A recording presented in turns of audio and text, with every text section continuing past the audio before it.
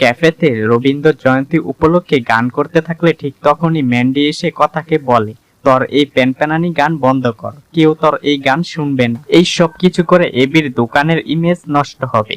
কথা ম্যান্ডিকে বলে তিনি নিজের হাতে তার মায়ের জন্য ক্যাফে তৈরি করেছে, তাই অবাক হয়ে যায়।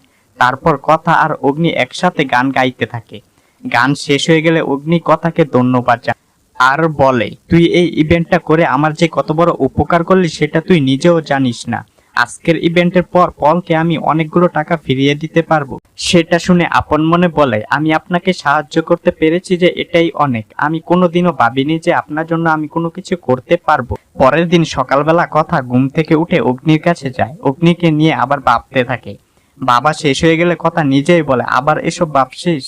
শিক্ষা হয়নি একদম, আমাকে কাজের মধ্যে থাকতে হবে। যাই পাকাটা পরিষ্কার করি বলে বাইরে ফুল ঝাড়ু আনতে যায়। তারপর কথা রান্নাঘরে এসে সবার জন্য মুক্তেকণা বানিয়ে সবাইকে খাওয়ায়।